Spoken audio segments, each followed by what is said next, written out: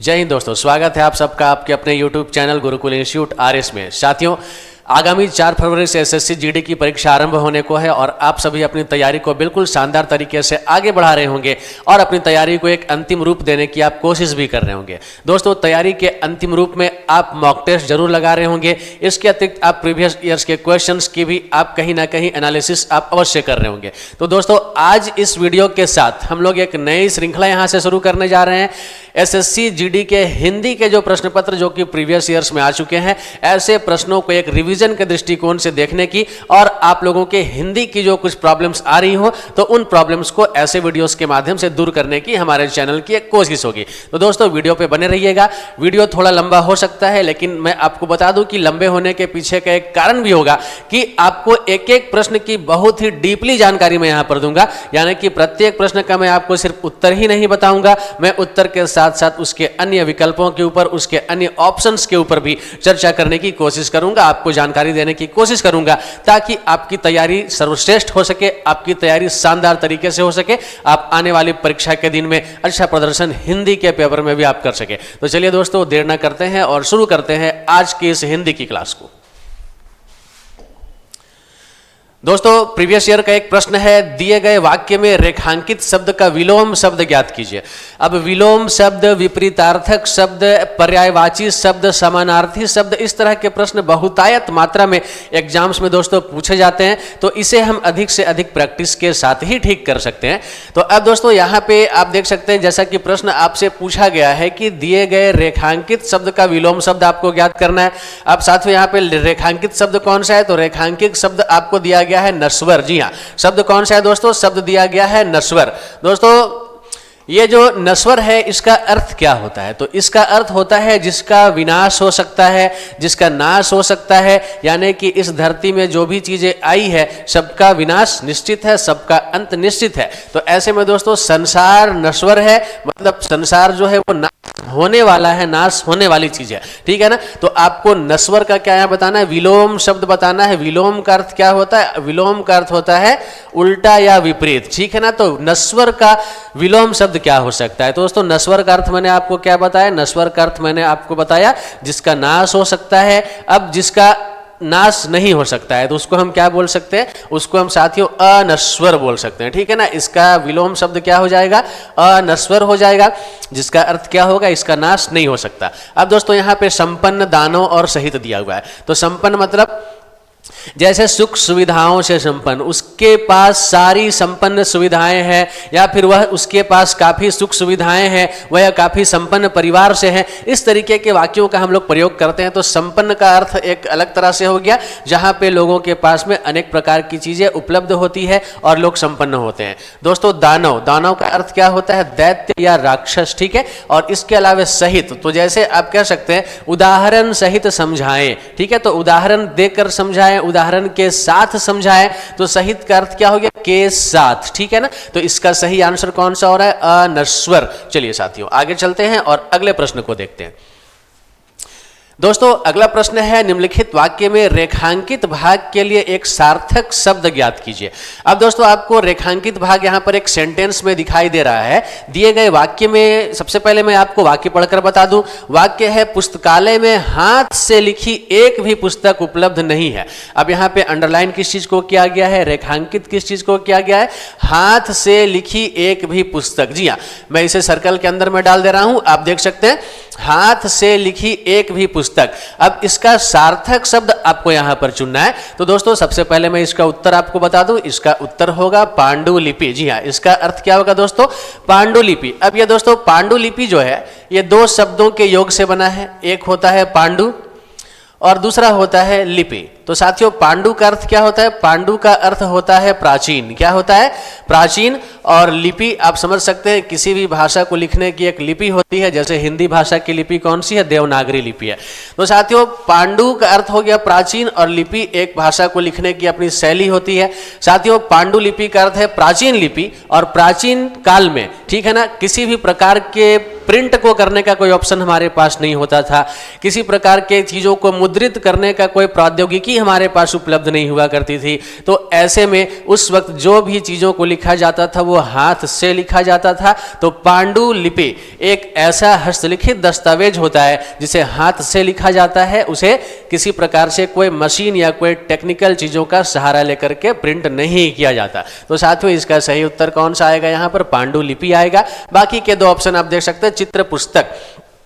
तो दोस्तों अब अगर पुस्तकों में चित्र डाल दिया जाए, ठीक है, चित्र से संबंधित पुस्तक हो तो चित्र क्या है दोस्तों? अब चित्र जो है उसे प्रिंट किया जा सकता है, वो प्रिंट हो सकता है। साथियों प्रतिलिपि, प्रतिलिपि क्या होता है? किसी भी चीज को क्या कर रहे हैं, उसकी आप एक या दो कॉपी बना रहे हैं, आप उसको क्या कर रहे हैं, किसी को सुपुर्द कर रहे हैं। आपने क्या किया, एक आवेदन बनाया और उसी आवेदन की एक प्रतिलिपि आपने किसी दूसरे व्यक्ति को भी दे दी, तो ये कहलाया प्रतिलिपि। और छाया प्रति दोस्तों क्या होता है? छाया प्रति साफ साफ मैं आपको बता दूं, जो आप आज के समय में जेरोक्स करते हैं, ठीक है ना, जिसे आप आज के समय में फोटो कॉपी कहते हैं, वो साथियों क्या कहलाया? छाया प्रति कहलाया। तो ऐसे में इस प्रश्न का जो सही और सटीक उत्तर होगा कौन सा होगा? पांडुलिपि होगा। चलिए साथियों आगे बढ़े हम लोग।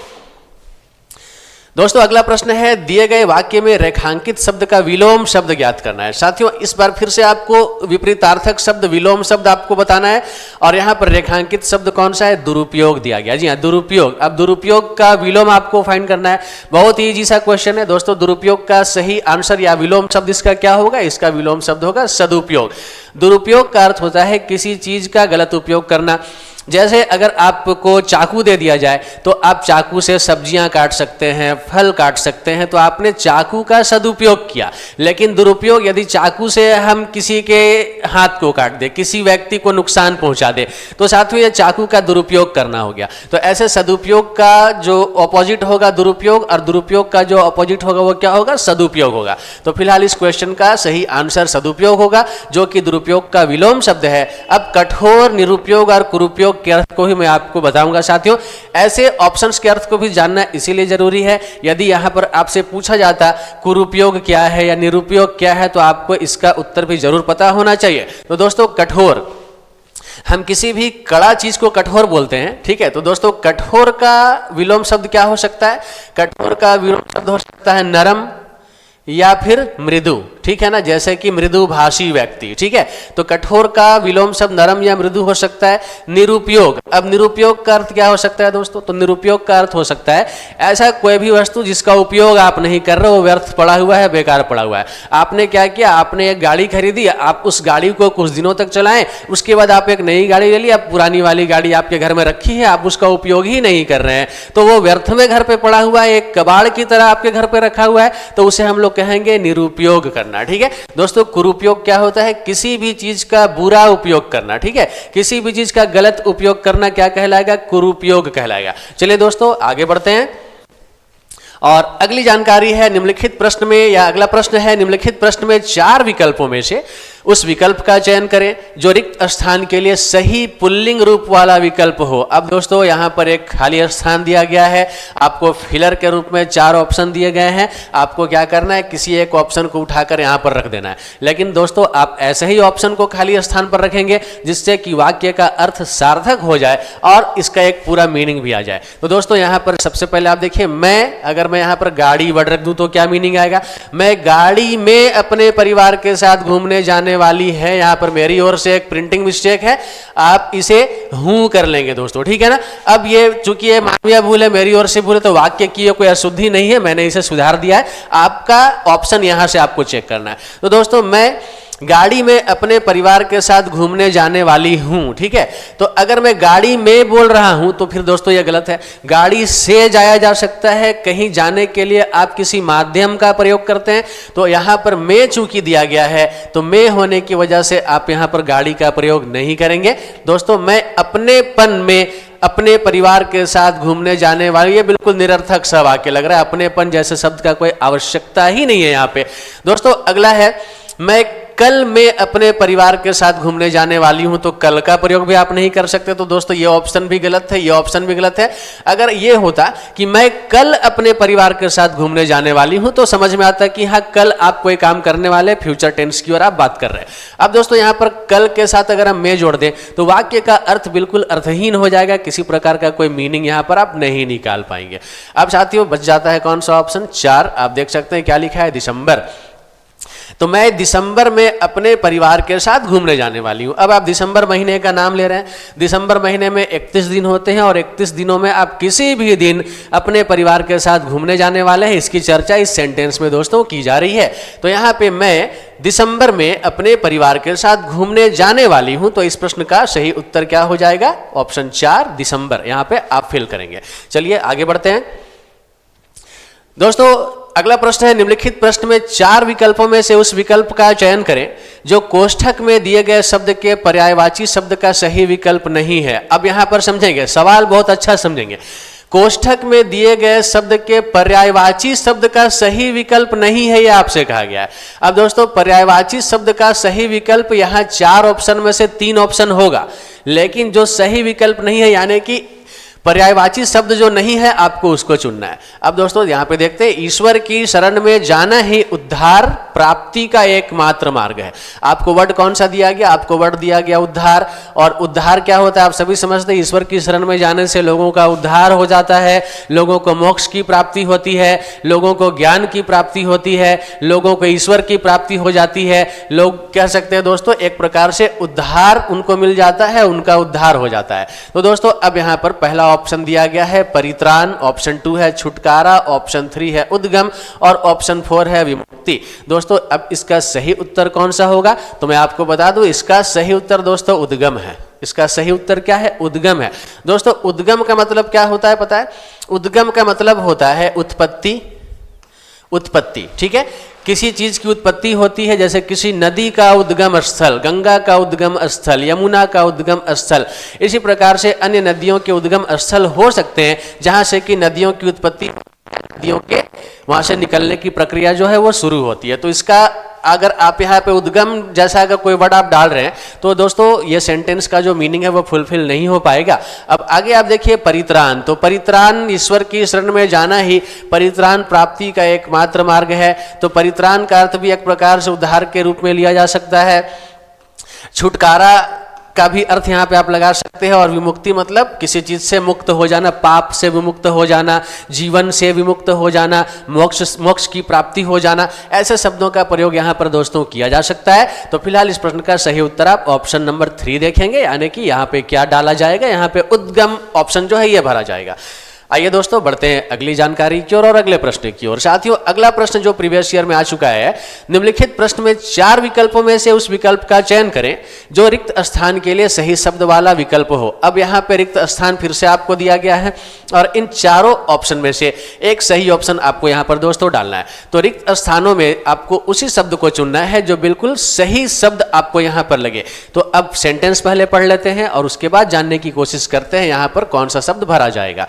साथियों क्वेश्चन है या सेंटेंस है, महाभारत में कहा गया है कि जो सब धर्मों का सम्मान नहीं देता, जो सब धर्मों को सम्मान नहीं देता वह धर्म नहीं खाली स्थान है। अब दोस्तों महाभारत में कहा गया है कि जो सब धर्मों को सम्मान नहीं देता वह धर्म नहीं खाली स्थान है। अब जो धर्म सभी धर्मों को सम्मान नहीं देगा उसे हम क्या कहेंगे, तो दोस्तों उसे हम सधर्म तो नहीं कहेंगे, उसे हम तपस्या भी नहीं कहेंगे, तपस्या ऋषि मुनि करते हैं। उसे हम आचार भी नहीं करेंगे। आचार का मतलब क्या होता है, आचार का मतलब, आचार का अर्थ होता है व्यवहार या आचरण, ठीक है ना। तो व्यवहार या आचरण जैसा शब्द यहाँ पे नहीं आएगा। तो दोस्तों कोई भी धर्म किसी भी धर्म की उपेक्षा करना नहीं सिखाता, कोई भी धर्म किसी भी धर्म की निंदा करना नहीं सिखाता। दोस्तों यहाँ पर आपका सही उत्तर क्या हो जाएगा, अधर्म। तो ऐसा कोई भी धर्म नहीं सिखाता है। तो महाभारत में कहा गया है कि जो सब धर्मों को सम्मान नहीं देता वह धर्म नहीं अधर्म है। तो साथियों इसका सही उत्तर कौन सा हो जाएगा, इसका सही उत्तर दोस्तों ऑप्शन 3 होगा, अधर्म होगा। चलिए बढ़ते हैं दोस्तों। दिए गए वाक्य में उचित पर्यायवाची शब्द का चयन करके रिक्त स्थान की पूर्ति करें। अब फिर से आपको खाली स्थान भरना है और पर्वत खाली स्थान है और यहाँ पर ब्रैकेट में आपको जो वर्ड दिया गया वो क्या है, स्थिर।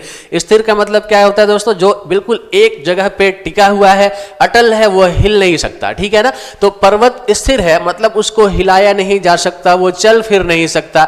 तो दोस्तों जो नहीं चलेगा, जो नहीं हिलेगा, उसे हम क्या बोलेंगे, उसे हम निश्चल बोलेंगे। क्या बोलेंगे दोस्तों, उसे हम निश्चल बोलेंगे। तो निश्चल का एक और अर्थ क्या होता है, निश्चल का एक और अर्थ स्थिर भी होता है। तो दोस्तों इसका सही उत्तर क्या होगा, निश्चल होगा। वैसे दोस्तों कंफ्यूज नहीं होना है, हिंदी का एक वर्ड है निश्चल और निश्चल का मतलब क्या होता है, जो किसी के साथ छल कपट नहीं करता। तो यहाँ च और छ में अंतर है, तो ऐसे शब्दों के साथ कभी भी कंफ्यूज होने से आप बचेंगे। अच्छे तरीके से आप इन सब चीजों को देखते चलिए दोस्तों। तो पर्वत क्या है, निश्चल है, स्थिर है, अटल है, वो हिल नहीं सकता, फिर नहीं सकता, बिल्कुल एक जगह पे वो अडिग है। अब दोस्तों अगला वर्ड दिया गया गिरावट, सुगम और मंगल। तो गिरावट तो आप समझ रहे हैं, गिरने से गिरावट वर्ड बना होगा, तो ये तो बिल्कुल भी उत्तर के रूप में नहीं आएगा। सुगम का मतलब क्या होता है, जिसको बहुत आसानी से पाया जा सके वो सुगम हो सकता है, ठीक है। यानी कि सुगम रास्ता, जैसे कि मेरे घर तक जाने का रास्ता सुगम है, यानी मेरे घर तक जाने का रास्ता आसान है। तो सुगम का मीनिंग क्या हो गया दोस्तों, आसान हो गया। क्या हो गया, आसान हो गया, ठीक है ना। जबकि मंगल, मंगल का अर्थ क्या होता है, मंगल वैसे तो एक ग्रह का भी नाम है, लेकिन मंगल का अर्थ हम लोग कल्याणकारी या शुभ जैसे शब्दों के साथ भी इसे हम लोग इसका तालमेल बैठा सकते हैं, इसके अर्थ को जान सकते हैं। तो दोस्तों फिलहाल आपका इस प्रश्न का जो सही आंसर होगा वो कौन सा होगा, निश्चल होगा, स्थिर होगा। पर्वत निश्चल है, पर्वत स्थिर है। आगे चलते हैं दोस्तों। दिए गए वाक्य में रेखांकित भाग के लिए उचित सार्थक शब्द का चयन कीजिए। अब दोस्तों उचित सार्थक शब्द का चयन करना, यहाँ पे आपको प्रश्न ने ऐसा कहा है। अब रात होते ही इभी बढ़ गई है। अब मुझे तो नहीं पता इभी होता क्या है, लेकिन इसी से मिलता जुलता कुछ वर्ड यहाँ पर देख सकते हैं। कुछ बेतरतीब तरीके से आपको ऑप्शन दिए गए हैं और दिए गए ऑप्शन में से आपको सही विकल्प का चुनाव करना है और आपको बताना है कि इस प्रश्न का सही उत्तर कौन सा है। दोस्तों रात होते ही इभी बढ़ गई है की जगह अगर हम ये बोले कि रात होते ही भीड़ बढ़ गई है। दोस्तों भीड़ कम होती है, भीड़ बढ़ती है, लेकिन भड़ा, भाड़ या डाफ जैसे शब्द मुझे समझ में नहीं आते, यहाँ पर इनकी कोई आवश्यकता ही नहीं है। तो आपका उत्तर यहाँ पर क्या होना है दोस्तों, ऑप्शन 1, रात होते ही भीड़ बढ़ गई है। दोस्तों यदि अभी तक आपने हमारे चैनल को सब्सक्राइब नहीं किया है तो मैं आपको बता दूं, ऐसे बहुत सारी महत्वपूर्ण परीक्षा उपयोगी जानकारी आप लोगों को मिलने वाली है। चैनल को जरूर सब्सक्राइब कर लीजिए और वीडियो को ज्यादा से ज्यादा शेयर कीजिए, ताकि जितने भी स्टूडेंट्स एसएससी जीडी की परीक्षा देने वाले हैं इस बार, वैसे विद्यार्थियों को इनका पूरा लाभ मिल सके। चलिए दोस्तों बढ़ते हैं अगले सवाल की ओर। अगला प्रश्न है दोस्तों, निम्नलिखित प्रश्न में 4 विकल्पों में से उस विकल्प का चयन करें जो दिए गए मुहावरे का सही अर्थ वाला विकल्प हो। अब दोस्तों यहाँ आपको 4 विकल्प दिया गया है और उसमें आपको क्या करना है, दिए गए मुहावरे का सही अर्थ वाला विकल्प आपको चुनना है। साथियों यहाँ पे आपको जो वर्ड दिया गया है या मुहावरा जो दिया गया है क्या है, अल्लादीन का चिराग। अब दोस्तों अल्लादीन की एक कहानी थी और वहीं से अल्लादीन का चिराग जो है ये वर्ड आया है। अब आपको बताना है इसका सही अर्थ कौन सा है। तो दोस्तों भाग्य खुलना, आमना सामना होना, आश्चर्यजनक वस्तु और पूरी तरह से वश में करना, ये इसके अपने 4 मीनिंग है। अब दोस्तों एक सेंटेंस हम लेते हैं। मान लीजिए कि तुम्हारी किस्मत बहुत अच्छी है, तुम्हें तो तुम्हारी किस्मत बहुत अच्छी है, मानो तुम्हें अल्लादीन का चिराग मिल गया।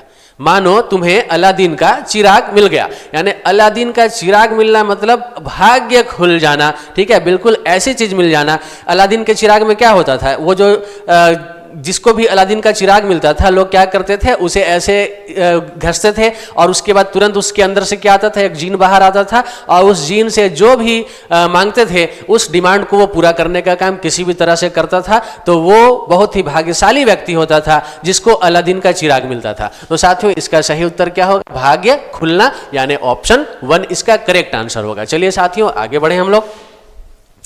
दोस्तों अगला प्रश्न है, निम्नलिखित प्रश्न में 4 विकल्पों में से उस विकल्प का चयन करें जो कोष्ठक में दिए गए शब्द के तत्सम रूप का सही विकल्प है। अब साथियों समझेंगे यहाँ पे, कोष्ठक में दिए गए तत्सम रूप का सही विकल्प आपको बताना है। अब साथियों तत्सम क्या होता है, तो तत्सम, तद्भव, देशज और विदेशज ऐसी चीजों को आप हिंदी ग्रामर में जरूर पढ़े होंगे यदि आप एसएससी जीडी की तैयारी कर रहे हैं। अभी यहाँ पर उसके बारे में बहुत विस्तार से हम चर्चा नहीं करेंगे, लेकिन चूंकि तत्सम वर्ड की बात हो रही है, तत्सम मैं आपको समझाऊंगा। दोस्तों तत्सम का अर्थ होता है कि बिल्कुल समान अर्थ लगभग देने वाला ऐसे शब्द जो संस्कृत में भी प्रयोग किए जाते हैं और उसको हिंदी में भी प्रयोग किया जाता है, ठीक है ना। तो समान रूप से जिसका अर्थ संस्कृत और हिंदी दोनों में सेम है और उसे दोनों ही भाषाओं में प्रयोग किया जाता है, तो ऐसे शब्दों को आमतौर पे हम लोग तत्सम शब्द कहेंगे। अब दोस्तों यहाँ पर आपसे सवाल या सेंटेंस जो दिया गया है, सेंटेंस क्या है? मेरे पड़ोसी का घर बन रहा है इसलिए बहुत सी ईंट मंगवाई गई है। अब यहाँ पर दोस्तों वर्ड क्या दिया गया है? ब्रैकेट के अंदर आप देख सकते हैं ईंट दिया गया है। सेंटेंस क्या है? मेरे पड़ोसी का घर बन रहा है इसीलिए बहुत सी ईंट मंगवाई गई है। अब जाहिर सी बात है घर बनेगी तो ईंट आएगा ही आएगा, बिना ईंट का तो घर बन नहीं सकता। तो अब दोस्तों यहाँ पर रेत क्या होता है? रेत का अर्थ होता है बालू, ठीक है ना, जो नदियों में पाई जाती है, जिससे हम लोग ईंटों की जुड़ाई का काम करते हैं, दीवार को प्लास्टर करने का काम करते हैं। तो ये रेत हो गया। यहाँ तो फिलहाल इसका अर्थ ये हो गया। इष्टिका का अर्थ दोस्तों क्या होता है? तो इष्टिका का अर्थ साथियों, इष्टिका का अर्थ होता है ईंट। याद रखेंगे, इष्टिका और ईंट ये दोनों सेम वर्ड है, सेम मीनिंग है इसके। इष्टिका संस्कृत में प्रयोग किया जाता है जबकि ईंट को हम लोग हिंदी भाषा में प्रयोग करते हैं। तो साथियों ऐसे शब्द जो संस्कृत से हिंदी में लाए गए हैं वो तत्सम कहे जाएंगे। तो इस प्रश्न का सही उत्तर मैं आपको बता दूं क्या होगा? इष्टिका होगा। दोस्तों अगला वर्ड है गंडक। तो गंडक एक नदी है जो भारत और नेपाल में बहा करती है। तो साथियों गंडक एक नदी का नाम होगा। और अक्ष तो आप समझते हैं, अक्ष का मतलब धुरी होता है, अक्ष एक अलग तरह का शब्द है। तो यहां पर इसका कोई ऐसे किसी प्रकार का औचित्य नहीं बनता उत्तर देने के मामले को लेकर। चलिए दोस्तों बढ़ते हैं अगले सवाल की ओर। और यहां पर अगला सवाल है, दिए गए वाक्य का वह भाग ज्ञात करें जिसमें कोई त्रुटि है। जी हां, अभी क्या करना है? ऐसे भाग को ढूंढना है जिसमें कोई त्रुटि है। यदि कोई त्रुटि नहीं है तो कोई त्रुटि नहीं है चुने। यानी कि आप देख सकते हैं ऑप्शन में आपको 1 2 3 4 यहां पर दिया गया है। आपको ये सेंटेंस साथियों यहाँ पर जो दिया गया है आपको पहले उसको पढ़ना है और उसके बाद आपको बताना है कि वाक्य में कहां पर जो है वो त्रुटि है, कौन से भाग का जो कह सकते हैं एरर यहां पर आपको दिखाई दे रहा है। तो यहां आप देखो, सबसे पहले आपको दिया कोई त्रुटि नहीं है। तो सबसे पहले तो हम सेंटेंस को पढ़ने का काम करेंगे। कोई त्रुटि नहीं होगी तो हम ऑप्शन 1 को अपना आंसर कर देंगे, कोई त्रुटि नहीं है। लेकिन पहले हम लोग सेंटेंस पढ़ते हैं और त्रुटि तलाशने की कोशिश करते हैं। दोस्तों विद्यार्थी शब्द दो शब्द के योग से बना है, विद्या अर्थी। जी हम सभी जानते हैं कि विद्या और अर्थी को मिलाने से विद्यार्थी बनता है, लेकिन विद्यार्थी शब्द दो शब्द के योग से बना है। तो दोस्तों यहां पर शब्द कितने हैं? शब्द 2 है। पहला शब्द कौन सा है? विद्या। और दूसरा शब्द कौन सा है? अर्थी। तो दोस्तों याद रखेंगे 2 या 2 से अधिक कि जब भी संख्या होती है इसे हम लोग बहुवचन के रूप में काउंट करते हैं, ठीक है ना, बहुवचन के रूप में जानते हैं। तो यहां पर शब्दों की संख्या कितनी है? 2 शब्दों को मिलाकर एक शब्द बना है। तो साथियों मैं आपको बता दूं कि विद्यार्थी शब्द 2 शब्द के योग से बना है, यह बोलना गलत है। आपको क्या बोलना है? विद्यार्थी शब्द 2 शब्दों के योग से बना है। आपको यह बोलना पड़ेगा क्योंकि एक शब्द होता है लेकिन 2 शब्द नहीं होते, 2 शब्दों का प्रयोग आपको यहां पर करना पड़ेगा। और दोस्तों आप यहां देख सकते हैं शब्द के योग से लिखा है, मैंने यहां सुधार दिया है। तो आपका उत्तर क्या होगा? विकल्प 2। यानी यहां पे आप शब्द के योग को ना बोलकर आप शब्दों के योग से ये बोलेंगे, तब जाकर आपका ये सेंटेंस जो है ये सुधर पाएगा। तो साथियों फिलहाल आपका उत्तर इस प्रश्न का कौन सा हो गया? विकल्प दूसरा हो गया। यानी कि त्रुटि तो है इस वाक्य में, ऑप्शन 2 आपको मैंने बता दिया। चलिए आगे बढ़ते हैं दोस्तों। अगला क्वेश्चन है, निम्नलिखित प्रश्न में दिए गए 4 विकल्पों में से उस विकल्प का चयन करें जो दिए गए मुहावरे के अर्थ को सर्वश्रेष्ठ रूप से व्यक्त करता है। अब यहां पर दोस्तों मुहावरा दिया गया झांसा देना। अब इसका मीनिंग आपको बताना है। तो साथियों इसका मीनिंग झांसा देना, ठीक है। मैं तुम्हारे झांसे में नहीं आऊंगा, मैं तुम्हारे चाल में नहीं आऊंगा, मैं तुम्हारे धोखे में नहीं आऊंगा। तो जब भी कोई व्यक्ति किसी को धोखा देता है तो उसे हम लोग कहते हैं झांसा देना। तो यहां आप देख सकते हैं धोखा मिलना, तो धोखा मिला वो एक अलग इशू है। धोखा मिला तो किसी ने तो धोखा दिया तब तो धोखा मिला ना। तो यहां पे धोखा होना भी आप नहीं करेंगे, धोखा देना। चूंकि यहां पे दोस्तों झांसा देने की बात हो रही है तो आप यहां पर धोखा देने के अर्थ में इसका प्रयोग लगाएंगे, इसका अर्थ लगाएंगे। आपका सही उत्तर विकल्प 3 होगा, ऑप्शन 3 होगा। आगे चलते हैं दोस्तों। दिए गए विकल्पों में से शुद्ध वर्तनी वाले विकल्प का चयन करें। वर्तनी का मतलब क्या होता है? स्पेलिंग होता है। ठीक है, आपको क्या करना है? सही स्पेलिंग वाले विकल्प का चयन करना है। तो सबसे पहले तो दीपक रोशनी प्रदान करता है। जी हाँ, बिल्कुल, दीपक का काम ही है रोशनी प्रदान करना। वैसे एक मेरा फ्रेंड है दीपक, वो रोशनी प्रदान नहीं करता, लेकिन वो बहुत सारे लोगों को बहुत अच्छे अच्छे टैलेंटेड चीजें बताया, टैलेंट बढ़ाने वाली चीजें बताया करता है। काफी ज्ञान की बातें लोगों के बीच में वो बताया, ज्ञान की रोशनी वो फैलाने का काम कर रहा है। मेरा एक बहुत अच्छा मित्र है दीपक। दोस्तों फिलहाल हम इस दीपक की अगर बात करें तो दीपक रोशनी प्रदान करता है। यहां पे स्पेलिंग गलत हो गया साथियों। दीपक का स्पेलिंग दीपक, यानी कि यहां पर हर्षीकार नहीं, आपको दीर्घीकार की आवश्यकता है। तो ये तो पहले आपका ये हो गया। चूंकि आपको शुद्ध वर्तनी वाला विकल्प चुनना है तो यह आंसर नहीं माना जाएगा। दूसरा है राम की तुलना कबीर से मत करो। दोस्तों मैंने क्या पढ़ा? राम की तुलना, जबकि क्या होता है? राम की तुलना कबीर से मत करो। तो यहां पर ये जो वर्तनी है यह भी गलत है। तुलना में आपको यह हर्षुकार लगाना पड़ेगा।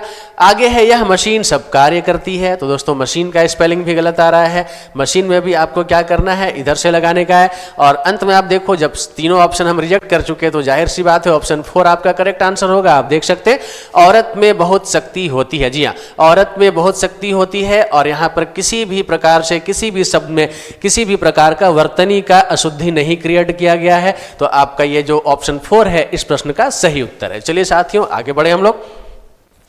दोस्तों अगला प्रश्न है, निम्नलिखित वाक्य में उस वाक्यांश को पहचानिए जिसमें अशुद्धियां हैं। यदि कोई गलती नहीं है तो कोई त्रुटि नहीं है का चुनाव करें। अब फिर से इस तरीके का सेंटेंस हम लोग पहले बना चुके हैं। एक और सेंटेंस आया है, ध्यान से देखिएगा। हर साल के विश्व पर्यावरण दिवस को कुछ न कुछ विषय के साथ मनाई जाती है और यह विषय विशेष रूप से पर्यावरण पर किसी एक चिंता पर ध्यान आकर्षित करने के लिए होता है।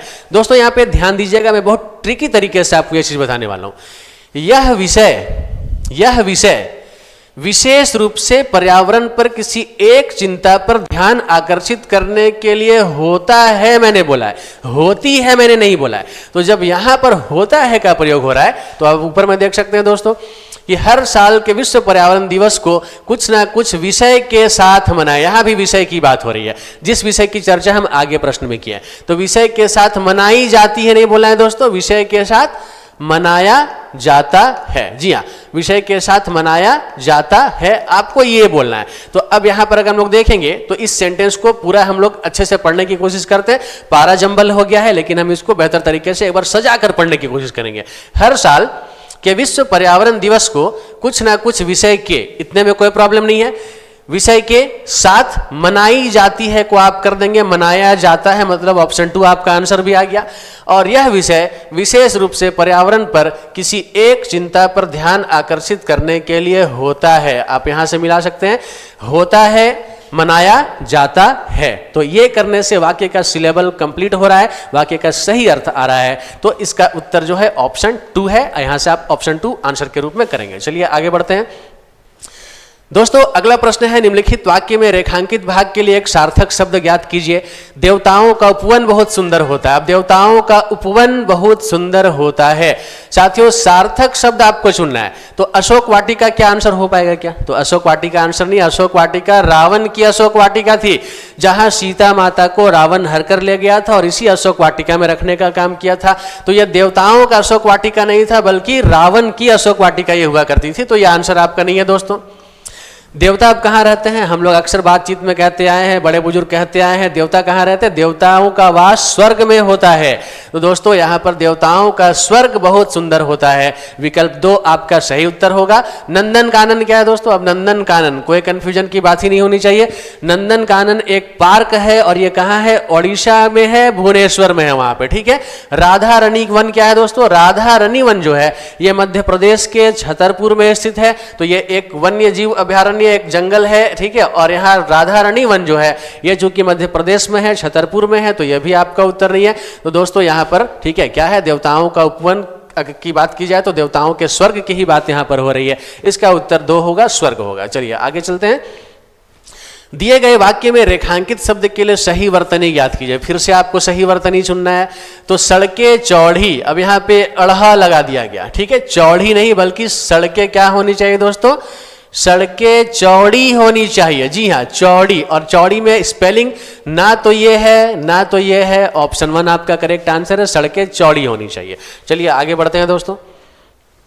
निम्नलिखित प्रश्न में 4 विकल्पों में से उस विकल्प का चयन करें जो रिक्त स्थान के लिए सही पुल्लिंग रूप वाला विकल्प हो। अब मैं किसी काम से बाहर जा रहा हूं, खाली स्थान को वापस आऊंगा। अब दोस्तों यदि आप अपने घर से बाहर निकल रहे हैं, अपनी माँ से आप कहते हैं कि माँ मैं किसी काम से बाहर जा रहा हूं, कल को वापस आऊंगा, तो आपकी मम्मी भी आपके ऊपर बाबू हंसेगी। क्यों? कल को वापस आऊंगा ऐसे नहीं होता है, कल वापस आऊंगा ये होता है। तो चूंकि यहां पे को वर्ड का प्रयोग किया गया है, आप कल का प्रयोग यहां पर नहीं कर सकते। नेक्स्ट है परसों को आऊंगा, तो जैसे कल का मीनिंग है वैसे परसों का मीनिंग है, तो जब कल हम नहीं लगा सकते तो हम परसों भी नहीं लगाएंगे। 2 दिन बाद को वापस आऊंगा ये भी नहीं लगा सकते, लेकिन आप सोमवार को वापस लगाऊंगा। किसी एक विशेष तिथि या विशेष दिन के साथ दोस्तों आप को शब्द का प्रयोग कर सकते हैं, और यहां पर आपका जो सही आंसर है कौन सा है? सोमवार। जी हाँ, ऑप्शन 3 आपका करेक्ट आंसर होगा। चलिए आगे बढ़ते हैं। दिए गए शब्द का पर्यायवाची ज्ञात कीजिए। अब तो ये बेहद ही आसान सा शब्द है, महिला। आपको शब्द दिया गया है महिला, और इसका पर्यायवाची शब्द बताना है। तो सीता भी एक महिला है, सीता माता, सीता किसी महिला का नाम भी हो सकता है, होता ही है। तो ये तो खैर आंसर नहीं, आपको पर्यायवाची शब्द ढूंढना है, महिलाओं के नाम नहीं बताने दोस्तों। इसी प्रकार से पूजा, पूजा भी क्या है? एक लड़की का या किसी स्त्री का, महिला का नाम है। अचर, ठीक है ना, अचर तो खैर बिल्कुल भी नहीं आएगा, बच गया कौन सा? स्त्री। तो महिलाओं का एक दूसरा पर्यायवाची शब्द क्या होता है? स्त्री होता है। ऑप्शन 2 आपका करेक्ट आंसर है। ऐसे प्रश्न का आंसर तो आप बिल्कुल बिजली की तेजी के साथ करके आइएगा, इसमें कोई संशय कोई संदेह की स्थिति होनी ही नहीं चाहिए। चलिए आगे बढ़ते हैं दोस्तों। अगला प्रश्न है, निम्नलिखित प्रश्न में 4 विकल्पों में से उस विकल्प का चयन करें जो कोष्ठक में दिए गए शब्द के विलोम शब्द का सही विकल्प है। अब विलोम शब्द का सही विकल्प आपको बताना है। तो दोस्तों इस प्रकार राम सीता की खोज में बिरल वन के अंदर आगे बढ़ते गए। अब आपको पता है कि सीता माता का अपहरण किया गया था रावण के द्वारा, और उस वक्त भगवान राम ने क्या किए थे? घने वन में, जी हाँ, सीता माता की खोज में जंगल की ओर आगे बढ़ते गए थे। तो दोस्तों मैं आपको बता दूं कि ये जो बिरल वर्ड दिया गया है, बिरल का अर्थ क्या होता है? बिरल का अर्थ होता है कम घनत्व वाला। याद रखेंगे दोस्तों, कम घनत्व वाला या कम पाया जाने वाला, ठीक है ना। तो कम घनत्व वाला ये हो गया विरल। लेकिन चूंकि आपको विलोम शब्द बताना है, तो विरल का विलोम क्या हो जाएगा? सघन हो जाएगा। ऑप्शन 3 आपका करेक्ट आंसर है। ऑप्शन 3 सही उत्तर होगा, सघन, यानी कि घने वन की ओर भगवान राम माता सीता की खोज में आगे बढ़ते चले गए। चलिए दोस्तों आगे बढ़ते हैं। और जटिल, कोई समस्या जटिल होती है तो जटिल मतलब कि वो कह सकते हैं बहुत ही बड़ा प्रॉब्लम, एक मेजर प्रॉब्लम, एक जटिल समस्या, तो जटिल आ गया। दुर्लभ, दुर्लभ क्या होता है दोस्तों? दुर्लभ मतलब जो बहुत ही मुश्किल से पाया जाता है, जल्दी प्राप्त नहीं होता है, ऐसी चीज़ों को हम दुर्लभ बोलते हैं। इसी प्रकार से कठिन, तो कोई चीज़ अगर बहुत ही कठिन है, जो चीज़ें आसान नहीं होती उन्हें हम कठिन कहते हैं। तो फिलहाल आपका आंसर कौन सा? ऑप्शन 3 है, सघन है। आगे बढ़ते हैं दोस्तों। निम्नलिखित प्रश्न में 4 विकल्पों में से उस विकल्प का चयन कीजिए। जी हाँ, उप्स नहीं बल्कि उस का वर्ड का यूज किया जाएगा यहाँ पे। आगे देखते हैं। निम्नलिखित प्रश्न में 4 विकल्पों में से उस विकल्प का चयन करें जो रिक्त स्थान के लिए सही शब्द वाला विकल्प हो। अब दोस्तों यहाँ पर सेंटेंस कौन सा है? योग से मनोरंजन भी किया जा सकता है तथा भटकते मन को भी खाली स्थान प्रदान की जा सकती है। दोस्तों योग से मनोरंजन भी किया जा सकता है, साथ ही है ना, क्या हो सकता है? भटकते मन को भी शांति प्रदान की जा सकती है। हाँ दोस्तों, यदि आपका मन बहुत ही व्याकुल है, आप बहुत ही परेशान है, बेचैन है, तो दोस्तों आप योग अगर करते हैं तो आपको इसका एक बहुत बड़ा फायदा होता है। आप मेडिटेशन, योग, ध्यान की प्रक्रिया करने के बाद आपको क्या मिलती है? आपको मानसिक शांति मिलती है। तो योग जो है वो मानसिक शांति प्राप्त करने का एक सर्वोत्तम साधन में से एक है। इसका सही उत्तर क्या होगा साथियों? शांति होगा। हाँ, क्रांति और भांति तो आप जो बिल्कुल भी मत कीजिएगा, ऐसे शब्दों का प्रयोग यहां पर नहीं हो सकता। इसका सही उत्तर कौन सा है? शांति है। चलिए आगे बढ़ते हैं। निम्नलिखित प्रश्न में दिए गए 4 विकल्पों में से उस विकल्प का चयन करें जो दिए गए मुहावरे के अर्थ को सर्वश्रेष्ठ रूप से व्यक्त करता है। अब दोस्तों यहाँ पर मुहावरा दिया गया उल्लू सीधा करना। तो उल्लू सीधा करने का मतलब ये नहीं कि उल्लू को पकड़े और उसको ऐसे सीधा कर दिया। उल्लू सीधा करने का क्या अर्थ है दोस्तों? उल्लू सीधा करने का अर्थ होता है स्वार्थ सिद्ध करना। जी हाँ, अपने स्वार्थ को सिद्ध करना, मतलब कि ऑप्शन 3 आपका सही उत्तर होगा। उल्लू सीधा करना, अपना उल्लू सीधा करना, अपना स्वार्थ सिद्ध करना, अपनी जो भी मन में बातें थी उसको किसी तरह से, चाहे वो दूसरे का नाश हो जाए, नुकसान हो जाए, लेकिन मेरा कुछ नहीं बिगड़ना चाहिए भाई, स्वार्थ सिद्ध करना इसका सही आंसर है। चलिए आगे बढ़ते हैं। निम्नलिखित प्रश्न में दिए गए 4 विकल्पों में से उस विकल्प का चयन करें जो दिए गए मुहावरे के अर्थ को सर्वश्रेष्ठ रूप से व्यक्त करता है। दोस्तों एक और मुहावरा है, मुहावरा कौन सा है? ठिकाना ना रहना। अब ठिकाना ना रहना, अब ये क्या हो सकता है दोस्तों? तो इसका जैसे कभी कभी हम लोग बोलते हैं होश ठिकाने नहीं रहना, इस तरीके का वर्ड हम लोग बोलते हैं। आमतौर पर दोस्तों इसका जो सही अर्थ जो प्रयोग किया जाएगा, कहीं जगह ना मिलना। ठीक है, बिल्कुल आप मिलता जुलता वर्ड यहाँ पे देख पा रहे होंगे। जिसको कहीं कोई जगह ना मिले, जिसे कहीं कोई ठिकाना ना मिले, उसे हम लोग कहेंगे कहीं जगह ना मिलना, यानी ऑप्शन 1 इस प्रश्न का सही उत्तर है। दोस्तों आगे बढ़ते हैं। अगला प्रश्न है, निम्नलिखित प्रश्न में 4 विकल्पों में से उस विकल्प का चयन करें जो कोष्ठक में दिए गए शब्द के लक्ष्य रूप का सही विकल्प है। अब लक्ष्य रूप का सही विकल्प यानी आप कहना कुछ और चाह रहे हैं, लेकिन जो चीज आप कहना चाह रहे हैं उसी से मिलता जुलता कोई वर्ड का प्रयोग कर दिया गया, तो आपको ऑप्शन से क्या करना है ना, ये जो दिया गया अवगुण वर्ड यहां पे दिख रहा है, पहले तो आप सेंटेंस जरूर पढ़ें। हमें हमेशा सबकी अच्छाई देखनी चाहिए, उनके अवगुण नहीं। जी हाँ, हमें हमेशा सबकी अच्छाई देखनी चाहिए, उनके अवगुण नहीं। अब अवगुण का क्या ये सही स्पेलिंग है क्या? तो बिल्कुल भी नहीं दोस्तों। अवगुण का सही स्पेलिंग कौन सा होगा? ऑप्शन 4 होगा। हमें हमेशा सबकी अच्छाई देखनी चाहिए, अवगुण नहीं। जी हाँ, अवगुण, अ व गु और अण की मात्रा आप लगाएंगे अवगुण। जी है, तो यहाँ पे ये आपका करेक्ट आंसर कौन सा आ रहा है? ऑप्शन 4 आ रहा है। तो ये आप चेंज करके ऑप्शन 4 को यहाँ पे पुट करेंगे, सेंटेंस आपका सही बन जाएगा। चलिए आगे बढ़ते हैं दोस्तों। निम्नलिखित प्रश्न में 4 विकल्पों में से उस सही विकल्प का चयन करें जो वाक्यांशों के लिए एक शब्द का विकल्प। बहुत बार ऐसा होता है, अनेक शब्दों के लिए एक शब्द। जो ईश्वर को मानता है उसे आस्तिक बोलते हैं, जो ईश्वर को नहीं मानता है उसे नास्तिक बोलते हैं, जो मरीजों का इलाज करता है उसे चिकित्सक बोलते हैं, जो गाने गाता है उसे गायक बोलते हैं। तो ऐसे अनेक शब्दों के अनेक शब्द वाले एक शब्द वाले चैप्टर को भी आप लोगों ने पढ़ा होगा। अब दोस्तों यहाँ पर आपको शब्द दिए गए जिसके हाथ में चक्र हो। क्या दिया गया है? जिसके हाथ में चक्र हो। अब चक्र कौन पकड़ता है भैया? तो चक्र पकड़ते हैं भगवान विष्णु। जी हाँ, चक्र कौन पकड़ते हैं? भगवान विष्णु। भगवान विष्णु के हाथों में चक्र होता है, इसीलिए हम उनको चक्रधारी बोलते हैं, या इसीलिए हम उनको चक्रपाणी भी बोलते हैं। जी हाँ, तो यहां पर चक्रपाणी जो है इस प्रश्न का सही उत्तर है। जिनके हाथ में क्या होता है? चक्र होता है, अर्थात भगवान विष्णु। और भगवान विष्णु का पर्यायवाची शब्द चक्रपाणी भी होता है। दोस्तों इंदिवर बिल्कुल भी ये नहीं होगा, इसके अतिरिक्त चंद्रमौली भी नहीं होगा, ईशान भी नहीं होगा। करेक्ट आंसर इसमें आपका क्या है? चक्रपाणी है। चलिए साथियों आगे बढ़ते हैं। अगला प्रश्न है, निम्नलिखित प्रश्न में से उस विकल्प का चयन करें जो रिक्त स्थान के लिए सही शब्द वाला विकल्प हो। अब रिक्त स्थान के लिए सही शब्द वाला विकल्प कौन सा है, इसे आपको चुनना है दोस्तों।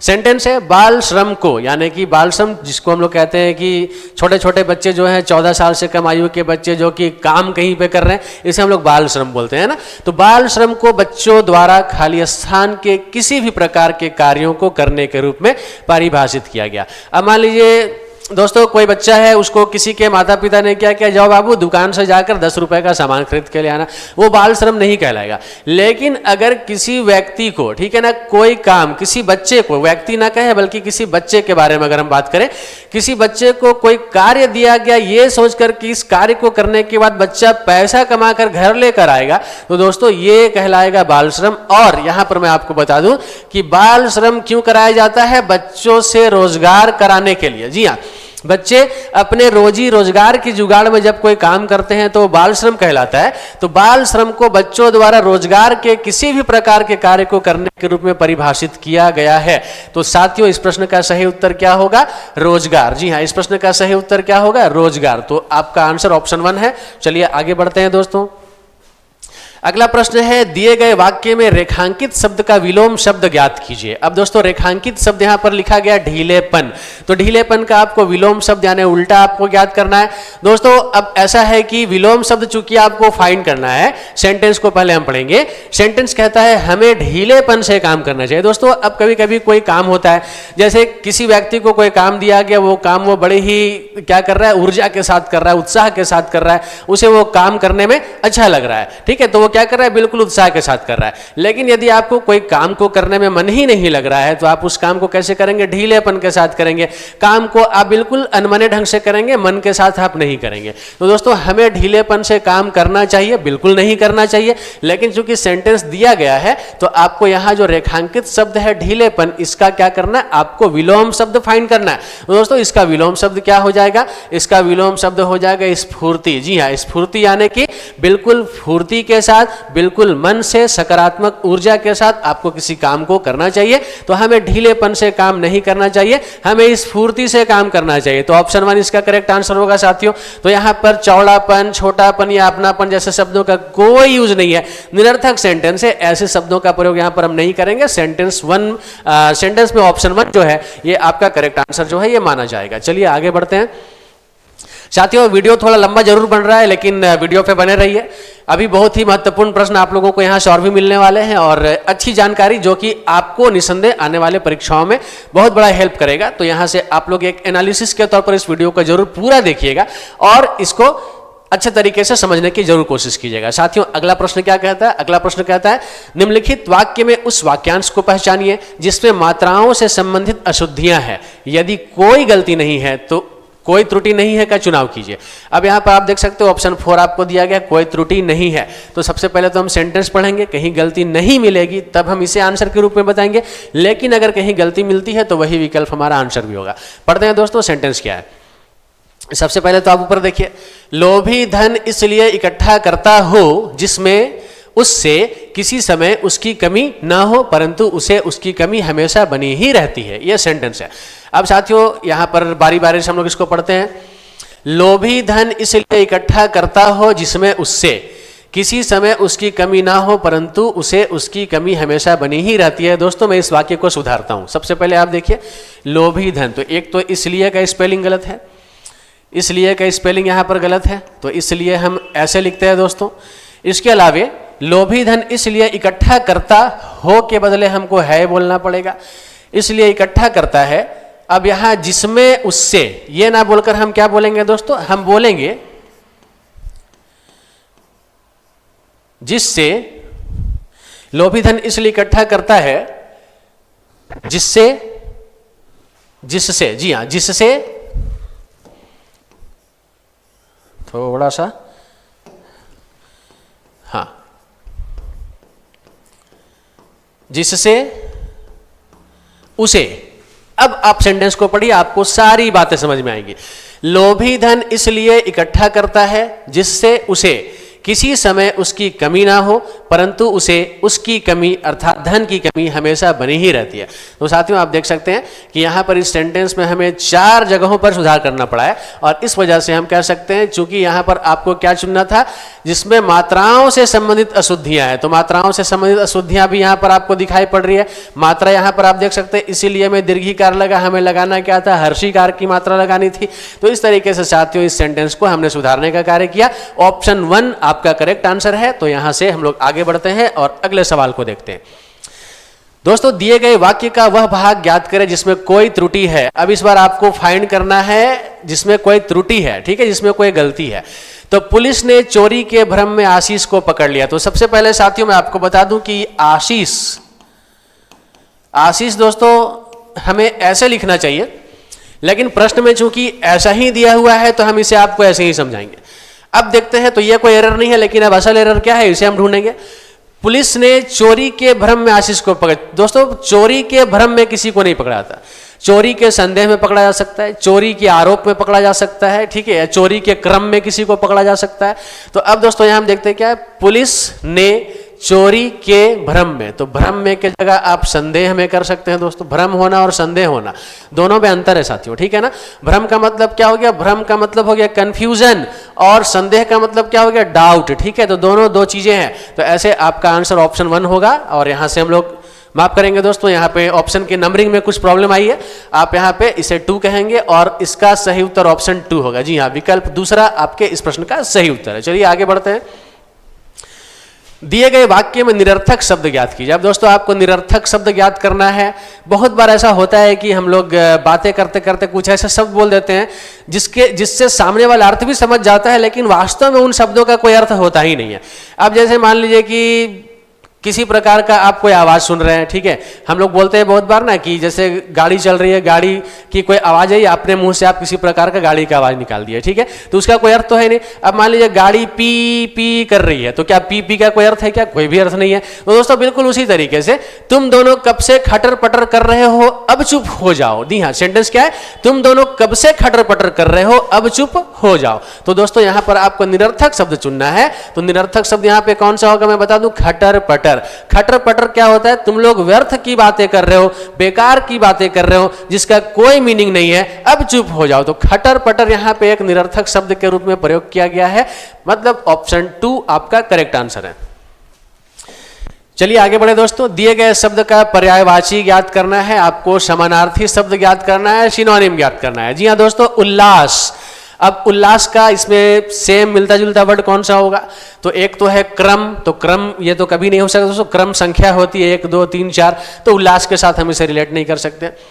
औंधा ये भी नहीं होगा, ठीक है, वह औंधे मुंह गिर गया, ये भी नहीं हो सकता दोस्तों। ग्राम, तो ग्राम ये वजन का एक पैमाना है, ये भी नहीं हो सकता।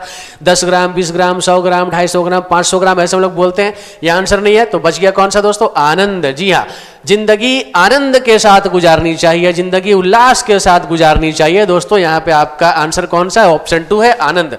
चलिए साथियों आगे बढ़े हम लोग, और अगला प्रश्न है, दिए गए वाक्य में रेखांकित शब्दों के लिए सही शब्दों वाले विकल्प का चयन करें। जी हाँ, दिए गए वाक्य में क्या करना है? रेखांकित शब्दों के लिए सही विकल्प वाले, ठीक है, आपको शब्दों का क्या करना है? चयन करना है।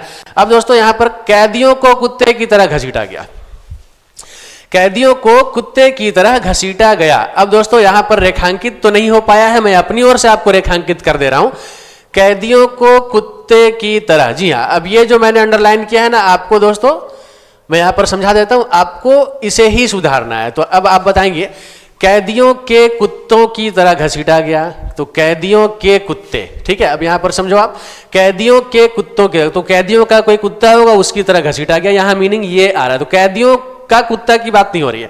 आगे देखेंगे, परिवर्तन की आवश्यकता नहीं है, तो खैर ये तो पूरा चेक करने के बाद पता चलेगा परिवर्तन की आवश्यकता है भी या नहीं है। तो हम अगला विकल्प देखते हैं, कैदियों के कुत्ता को तरह घसीटा गया। यह भी बिल्कुल साथियों यहाँ कैदियों के कुत्ता को तरह घसीटा है, कोई मीनिंग नहीं है, मीनिंगलेस सेंटेंस लग रहा है। और अंत का सेंटेंस देखिए, कैदियों को कुत्तों की तरह, कैदियों को कुत्तों की तरह घसीटा गया।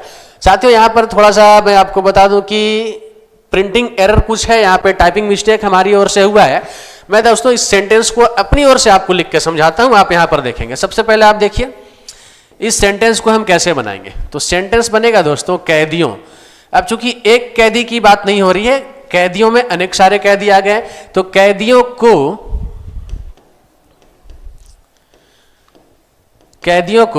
कुत्तों की तरह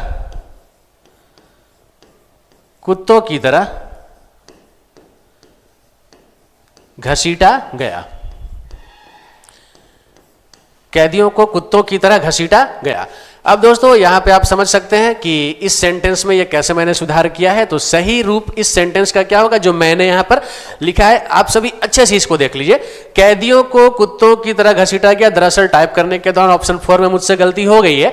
आप यहां देख सकते हैं कैदियों को कुत्तों की तरह, तो ये वाला अगर की तरह को हम लोग हटा दें यहां से, ठीक है ना, तो फिर सेंटेंस बन जाएगा, आपको एक ऑप्शन भी मिल जाएगा। तो दोस्तों चूंकि कैदी यहां पर अनेक है, तो अनेक कैदियों को कुत्तों की तरह घसीटा गया, तो यहां पर कुत्तों को भी आपको क्या करना पड़ेगा, आपको बहुवचन में ही रखना पड़ेगा। तो इस तरीके से ऑप्शन 4 जो है ये आपका करेक्ट आंसर होगा। आगे चलते हैं साथियों, निम्नलिखित प्रश्न में 4 विकल्पों में से उस विकल्प का चयन करें जो कोष्ठक में दिए गए शब्द के पर्यायवाची शब्द का सही विकल्प नहीं है। अब मेरे परिवार में सभी को आम खाना बहुत पसंद है। जी हाँ, मुझे भी पसंद है, आई थिंक आपको ही पसंद होगा। आम क्या है दोस्तों, आम फलों का राजा है। आम क्या है, आम फलों का राजा है। अब दोस्तों फलों का राजा मतलब क्या, ये फलराज है। क्या है, ये फलराज है। आपको क्या ढूंढना था, आपको ढूंढना था पर्यायवाची शब्द, और यहां पर आम का पर्यायवाची शब्द कौन सा हो जाएगा, फलराज हो जाएगा। दोस्तों रसाल, अंकुशी या अति सौरभ हम लोग इसे यूज में नहीं लाएंगे। इसका सही उत्तर कौन सा है, ऑप्शन 2 है। चलिए आगे चलते हैं। दिए गए वाक्य में उचित देशज विदेशज शब्द का चयन कर रिक्त स्थान की पूर्ति कीजिए।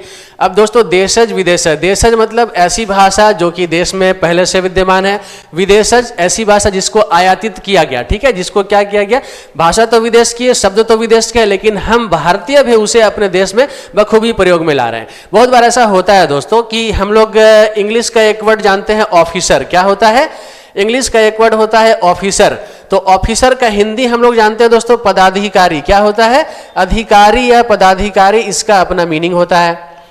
लेकिन अक्सर आपने बड़े बुजुर्गों को कहते सुना होगा, तुम्हारा बेटा तो अफसर बन गया, क्या बन गया, तुम्हारा बेटा तो अफसर बन गया, क्या बन गया दोस्तों, तुम्हारा बेटा अफसर बन गया, जबकि हम इसे पढ़ते क्या है ऑफिसर, तो ऑफिसर से ये बनते बनते क्या बन गया दोस्तों, अफसर वर्ड आ गया, ठीक है ना। तो इस तरीके से यहां पर चूंकि वह तुम तो बहुत बड़े बन गए हो, तो बहुत बड़े बनने का मतलब क्या है, अफसर बन जाना। तो ऑप्शन नंबर 2 आपका यहां पर दोस्तों करेक्ट आंसर है। आप विकल्प दूसरा को यहां पर सही उत्तर चुनेंगे। चलिए आगे बढ़ते हैं।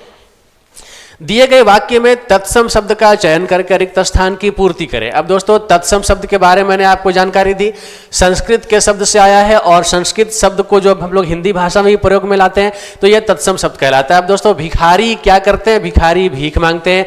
दोस्तों भिखारी को हम लोग क्या बोलते हैं, भिखारी को हम लोग भिक्षुक भी बोलते हैं, और भिखारी भीख मांगते हैं, भिक्षुक भिक्षा मांगते हैं, ठीक है। तो इस तरीके से आपको यहाँ पर चूंकि तत्सम शब्द को फिल करना है, आपका करेक्ट आंसर क्या होगा, ऑप्शन 3 हो जाएगा, भिक्षा। यानी भ्रमर का मतलब आपको पता है, भ्रमर क्या होता है, भौरा, ठीक है, मधुमक्खियों की एक प्रजाति है, बड़ी वाली प्रजाति भौरा। भू का मतलब जमीन होता है, भिक्षुक का मतलब भिखारी होता है, लेकिन भिखारी को भिक्षा दे दो, तो भिखारी को क्या देना है दोस्तों, भिक्षा देना है, ठीक है। यहाँ पे आपका आंसर ऑप्शन कौन सा आने वाला है, ऑप्शन तीसरा आपका करेक्ट आंसर है। चलिए इसी के साथ चले अगले प्रश्न की ओर।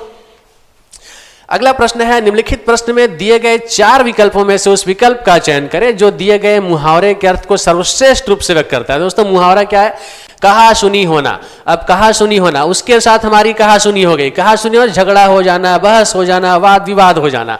आपका सही उत्तर ऑप्शन तीसरा, वाद विवाद होना, करेक्ट आंसर ऑप्शन 3 है। चलिए साथियों आगे बढ़े हम लोग।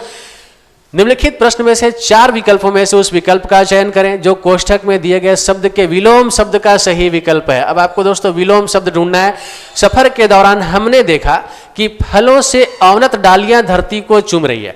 सफर के दौरान हमने देखा कि फलों से अवनत, अवनत का मतलब पहले मैं आपको समझाता हूं दोस्तों। अवनत का मतलब होता है, अवनत का मतलब होता है गिरा हुआ, या इसका एक और मीनिंग क्या होता है, झुका हुआ। जी हाँ, गिरा हुआ या झुका हुआ, ये इसका अपना मीनिंग है दोस्तों। तो सफर के दौरान हमने देखा कि फलों से गिरी हुई डालियां या फलों से झुकी हुई डालियां धरती को चूम रही है। तो आपको क्या करना है, आपको विलोम शब्द का पता करना है। तो दोस्तों जो गिरेगा उसको उठाया जाएगा, जो झुका है उसको ऊपर उठाया जाएगा। तो साथियों ऊपर उठाने के लिए कौन सा वर्ड आएगा, उन्नत आएगा। कौन सा आएगा, उन्नत या उन्नति, ऐसे शब्दों का प्रयोग हम लोग करते हैं। तो अवनत से उन्नत बना, जबकि अवनति से उन्नति बनता है। तो यहाँ पे आपका जो सही उत्तर है विकल्प संख्या 4 है। चलिए आगे चले हम लोग। निम्नलिखित प्रश्न में दिए गए 4 विकल्पों में से उस विकल्प का चयन करें जो दिए गए मुहावरे के अर्थ को सर्वश्रेष्ठ रूप से व्यक्त करता है। साथियों मुहावरा बहुत ज्यादा पूछता है, याद रखेंगे। तो जितना मुहावरा आप रट कर जा सकते हैं एग्जाम में जाइए, आपको यह फायदा पहुंचाएगा। तंगहाल होना, मुहावरा कौन सा है, तंगहाल होना। और तंगहाल होना ये मुहावरा हम लोग कब लाते हैं प्रयोग में, जब कोई व्यक्ति बहुत आर्थिक परेशानी से गुजर रहा होता है, आर्थिक तंगी से गुजर रहा होता है, तंगहाली से गुजर रहा होता है। दोस्तों इसका सही उत्तर क्या होगा, आर्थिक तंगी होना, आर्थिक तंगी होना। अब जो बहुत अधिक बीमार है उसे हम लोग अस्वस्थ बोलेंगे, जो मानसिक रूप से बीमार है उसे हम लोग पागल या मानसिक रूप से विकृत व्यक्ति बोलेंगे। युद्ध में फंसना, जो व्यक्ति युद्ध में फंस गया उसको हम लोग युद्धबंदी बोलेंगे। तो ऐसे शब्दों का प्रयोग होता है, लेकिन इसका फिलहाल सही उत्तर क्या है, आर्थिक तंगी होना, मतलब ऑप्शन 3 आपका करेक्ट आंसर है। चलिए दोस्तों आगे बढ़े हम लोग। और अगला प्रश्न है, निम्नलिखित प्रश्न में 4 विकल्पों में से उस विकल्प का चयन करें जो कोष्ठक में दिए गए शब्द के पर्यायवाची शब्द का सही विकल्प है। अब फिर से आपको पर्यायवाची शब्द ढूंढना है। आज की सभा में सिर्फ कुछ ही लोग इकट्ठा हुए थे। ब्रैकेट में क्या दिया गया है, इकट्ठा, ठीक है ना। आज की सभा में सिर्फ कुछ ही लोग इकट्ठा हुए थे। अब दोस्तों इकट्ठा का आपको पर्यायवाची शब्द बताना है। तो आदर होगा क्या, नहीं होगा। क्यों नहीं होगा, आदर का अर्थ रेस्पेक्ट करना, सम्मान देना। स्वीकृत होगा क्या? नहीं होगा। स्वीकृत और अस्वीकृत, किसी चीज को स्वीकार करना, किसी चीज को अस्वीकार करना, तो यह स्वीकृत और अस्वीकृत कहलाता है। संकलित होगा क्या? संकलित भी नहीं होगा दोस्तों। संकलित का अर्थ ऐसे तो एक तरह से इकट्ठा करने के रूप में लगा सकते हैं, लेकिन दोस्तों इसका जो सही प्रयोग है ना, इसको गणितीय रूप में प्रयोग में लाया जाता है। गणितीय रूप में प्रयोग का अर्थ है जब आप किसी चीज को टोटल करते हैं, जोड़ते हैं, तो उसे आप संकलित करते हैं। अंग्रेजी में इसे हम लोग क्या कहते हैं? समेशन कहते हैं। क्या कहते हैं दोस्तों? इंग्लिश में इसको हम लोग समेशन कहते हैं, ठीक है ना। लेकिन दोस्तों यहां पर लोग बात करेंगे समवेत, तो समवेत में व्यक्तियों की इकट्ठा होने की बात होती है। आपका करेक्ट आंसर दोस्तों समवेत हो जाएगा, विकल्प 3 हो जाएगा। चलिए आगे बढ़े। अगला प्रश्न है, निम्नलिखित प्रश्न में 4 विकल्पों में से उस विकल्प का चयन करें जो रिक्त स्थान के लिए सही भाववाचक संज्ञा वाला विकल्प हो। अब दोस्तों भाववाचक संज्ञा वाला विकल्प आपको ढूंढना है। पहले सेंटेंस पढ़िए, क्या है? किसी ने सच ही कहा है, जिसे खाली स्थान आता है वही माता के दर्शन के लिए जा पाता है। दोस्तों हमने अक्सर कहा होगा, सुना होगा, चलो बुलावा आया है, माता ने बुलाया है, ठीक है ना। इस तरीके के वर्ड्स हम लोग बोलते हैं दोस्तों, सेंटेंस बोलते हैं अक्सर। तो चलो बुलावा आया है, तो बुलावा आया है, ठीक है, ऐसा हम लोग यूज करते हैं। तो ये जो बुलावा है ये क्या है दोस्तों? एक भाववाचक संज्ञा की तरह है, ठीक है ना। आपका करेक्ट आंसर, आपने इसे महसूस किया कि हम इतने दिनों से नहीं जा पा रहे थे, लेकिन ईश्वरीय शक्ति रही, देवी देवताओं की कृपा रही कि आप किसी मंदिर के दर्शन के लिए जा रहे हैं और आप क्या बोलते हैं? वहां से हमारा बुलावा आया है। तो दोस्तों इसका सही उत्तर कौन सा होगा? ऑप्शन 3 बुलावा। चलिए दोस्तों आगे बढ़े हम लोग। दिए गए वाक्य में रेखांकित शब्द का विलोम शब्द ज्ञात कीजिए। अब इस बार रेखांकित शब्द आपको दिया गया है श्याम, और आपको इसका फाइंड करना है विलोम शब्द। तो कृष्ण जी को उनके रंग के कारण श्याम भी कहते हैं। अब दोस्तों भगवान श्री कृष्ण का रंग क्या था? वो गोरे नहीं थे। वो कैसे रंग के थे? वो श्याम वर्ण के थे, सांवले रंग के वो थे, ठीक है ना। अब चूंकि यहां पर श्याम की बात हो रही है, तो दोस्तों श्याम का ऑपोजिट यानी श्याम का विलोम शब्द क्या होगा? तो श्याम का विलोम शब्द होगा श्वेत। क्या होगा दोस्तों? श्वेत। तो इस तरीके से आपका करेक्ट आंसर इसका कौन सा आएगा? ऑप्शन नंबर 1 आएगा। चलिए दोस्तों आगे बढ़े हम लोग।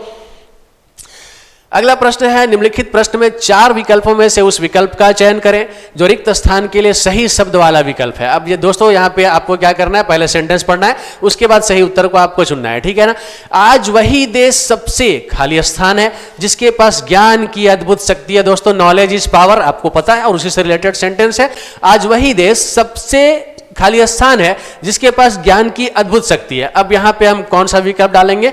तो यहां पे हम डालेंगे जिसके पास ज्ञान की अद्भुत शक्ति होगी। दोस्तों वो क्या बनेगा? वो कामयाब बनेगा। वो कभी हारेगा नहीं, वो कभी दुखी नहीं होगा, वो कभी पिछड़ा नहीं होगा। वो क्या बनेगा? वो कामयाब होगा। मतलब विकल्प 4 आपका करेक्ट आंसर है। चलिए आगे बढ़े हम लोग। अगला प्रश्न है, दिए गए विकल्पों में से शुद्ध वर्तनी वाले विकल्प का चयन करें। अब दोस्तों फिर से आपको बिल्कुल शुद्ध वर्तनी वाला जो ऑप्शन है उसे चुनना है। आपको सही स्पेलिंग वाला सेंटेंस यहां पर चुनना है। मेरी प्रार्थना स्वीकार करें। फिलहाल इसमें देखने से तो कोई त्रुटि नजर नहीं आ रही है। मुझे लगता है आपका उत्तर बिल्कुल 100% यही होना चाहिए, लेकिन बाकी के विकल्प को भी आप एक बार जरूर चेक कीजिए। आग लगने का कारण, दोस्तों कारण, ये स्पेलिंग गलत हो गया और यहां कारण का स्पेलिंग ये होता है। साथियों आगे क्या है? किसकी तैयारी कर रहे हो? तो तैयारी होता है दोस्तों यहां ये अकार की मात्रा लगेगी। आगे देखते हैं, मृत्यु पर किसी का वश नहीं चलता, तो मृत्यु का स्पेलिंग इसकी वर्तनी गलत है, यहां ये होना चाहिए। चलिए दोस्तों ऑप्शन 1 इसका सही आंसर है। आगे बढ़े और निम्नलिखित वाक्य में उस वाक्यांश को पहचानिए जिसमें मात्राओं से संबंधित अशुद्धियां हैं। यदि कोई गलती नहीं है तो कोई त्रुटि नहीं है का चुनाव कीजिए। अब दोस्तों सेंटेंस पढ़ते हैं पहले। होली पर हमें अप्राकृतिक रंगों से त्योहार को नहीं मनाना चाहिए, बल्कि प्राकृतिक फूलों के रंग से और अबीर को होली खेलनी चाहिए। दोस्तों सीधे सीधे एक बार में ये एरर दिख रहा है। यहाँ पर को हटाकर आप से लगा दीजिए और अब इस सेंटेंस को आप पढ़िए, आपको पूरा मीनिंग समझ में आएगा। होली पर हमें अप्राकृतिक रंगों से त्योहार को नहीं मनाना चाहिए, बल्कि प्राकृतिक फूलों के रंग से और अबीर से होली खेलनी चाहिए। अब यहां आप देख सकते हैं दोस्तों विकल्प 4 आपका करेक्ट आंसर आएगा। होली पर हमें अप्राकृतिक रंगों से त्योहार को नहीं मनाना चाहिए। माफ कीजिएगा, थोड़ी सी इसमें मैं आपको सुधार कर फिर से एक बार बताऊं दोस्तों, ऑप्शन 4 आपका उत्तर नहीं है। एक बार आप देखेंगे, होली पर हमें अप्राकृतिक रंगों से त्योहार को नहीं मनाना चाहिए, बल्कि प्राकृतिक फूलों के रंगों से और अबीर को होली खेलनी चाहिए। जी हाँ, ये आपका सही उत्तर है, अबीर से होली खेलनी चाहिए। जी हाँ, आपका उत्तर कौन सा होगा? ऑप्शन 2 होगा, अबीर से होली खेलनी चाहिए। आप विकल्प के रूप में, आंसर के रूप में विकल्प संख्या 2 का चयन करेंगे। चलिए आगे बढ़ते हैं। दिए गए वाक्य का वह भाग ज्ञात करें जिसमें कोई त्रुटि है। ठीक है, अब दोस्तों यहाँ पे आपको वाक्य का वह हिस्सा फाइंड करना है जिसमें कोई एरर हो, कोई त्रुटि हो। सेंटेंस है, विद्वानों के बीच बोलने का उत्साह भला कौन ही करेगा। ये आपसे कहा जा रहा है, विद्वानों के बीच बोलने का उत्साह भला कौन ही करेगा। तो दोस्तों बोलने का उत्साह नहीं होता, ठीक है, बोलने का साहस होता है। क्या होता है? विद्वानों के बीच अगर आप अपनी बातों को रख रहे हैं तो कोई भी अल्पज्ञानी आदमी, कोई भी कह सकते हैं ऐसा व्यक्ति जिसके पास की बहुत ज्यादा ज्ञान का भंडार नहीं है, वो अगर विद्वानों के बीच अपनी बातों को रखेगा तो ये संभव सी बात नहीं लगती। विद्वानों के बीच बोलने का साहस होना चाहिए, आपके अंदर वो नॉलेज होना चाहिए। साथियों, विद्वानों के बीच बोलने का उत्साह ना बोलकर हमें क्या बोलना चाहिए? विद्वानों के बीच बोलने का साहस कौन करेगा। ठीक है, साहस कौन करेगा या बोलने का कार्य कौन करेगा, इस तरह से भी आप इसको बोल सकते हैं। तो दोस्तों यहाँ पे जो आपका जो करेक्ट आंसर आएगा वो कौन सा आएगा? विकल्प 4, उत्साह भला कौन करेगा। इसका प्रयोग यहाँ पर गलत हो रहा है, आंसर के रूप में विकल्प 4 आपका करेक्ट आंसर है। अब ये रहा आज का ये फाइनल क्वेश्चन। ठीक है, अब ये आज का अंतिम क्वेश्चन क्या है? दिए गए वाक्य में रेखांकित शब्दों के लिए सही शब्दों वाले विकल्प का चयन करें। अब रेखांकित शब्द क्या है भाई? जो परिश्रम करते हैं वह सफल होते हैं। दोस्तों, जो परिश्रम करता है वह सफल होता है। याद रखेंगे, मेरे द्वारा कहे गए वाक्यों को बहुत ध्यान से सुनेंगे।